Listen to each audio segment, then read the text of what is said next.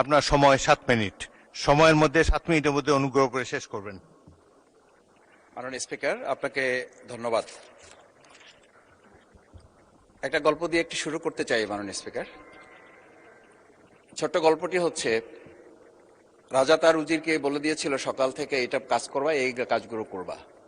উজির বলেছিল যে আমাকে যে কাজগুলো বলেন কোনটা কখন গুরুত্বপূর্ণ কোনটা ছুটে যায় তার চেয়ে আপনি আমাকে একটা তালিকা করে দিলে ভালো হয়। একটা তালিকাও করে দিয়েছিল। তালিকা দেখে দেখে সে কাজ শুরুই করেছিল। হঠাৎ করে রাজার মনে হলো সে একবার শিকারে যাবে। ঘোড়ার পেটে উঠে যখন রেকাবে পা ঢুকিয়েছে, রেকাবে পা ঢুকালে পা আটকে গিয়েছিল। পাটা যখন ছুটাতে পারছিল না তখন সে উজিরকে বারবার ডাকছিল, আমার পাটা এখান থেকে বের করে দাও।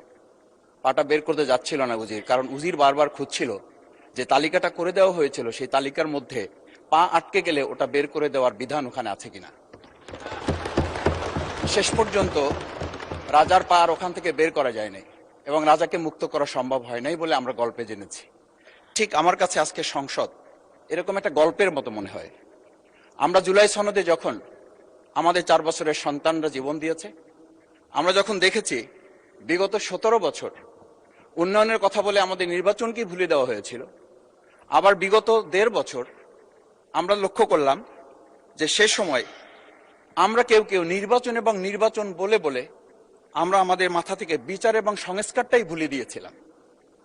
আবার এখন এসে আমরা দেখলাম যে আমাদের নখের কালি শুকাতে না শুকাতেই উন্নয়নের কথা বলে আমরা আবার জুলাই সনদটাকেই ভুলে দিতে বসেছি।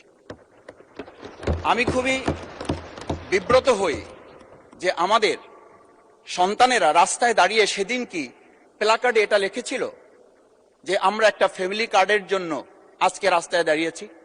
সেদিন তারা দাঁড়িয়েছিল, মাননীয় স্পিকার, সেদিন তারা দাঁড়িয়েছিল, লেখা ছিল রাস্তাগুলোতে আমাদের সন্তানেরা বুকে গুলিবিদ্ধ হয়ে পা হারিয়ে চোখ হারিয়ে দাঁড়িয়ে রাস্তা ব্যারিকেড দিয়ে লেখা ছিল রাস্তা সংস্কারের কাজ না, রাষ্ট্র সংস্কারের কাজ চলছে। আমরা যেন সংস্কারের কথাটা মাথায় নিতে পারছি না। আমরা সংস্কারের পরিবর্তে এখন আমরা সংশোধনের দিকে যাচ্ছি। আমরা তো এই সংশোধনের জন্য আমাদের ছেলেরা, আমাদের তরুণ যুবকরা, আমাদের জনতারা কাজ করে নাই। আমি একটা কথা পরিষ্কার বলি, অ্যামেন্ডমেন্টের জন্য তো শেখ হাসিনাও সেদিন অফার করেছিল 24 ঘন্টা দরজা খোলা আছে, তোমরা সংশোধনের জন্য আসো। সেদিন এই ছাত্র জনতা সংশোধন মেনে নেয়নি, তারা সংস্কারের জন্য কথা বলতে চেয়েছিল। আজকে আমরা সংস্কারটা মাথায় নিতে পারছি না কেন?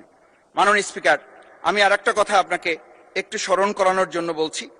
আমরা ছোট সময় আমি বাংলায় সাহিত্যে অনার্স করে, আজকে আমাকে আপনি স্নেহের সাথে মাসুদ বলে বলেছেন।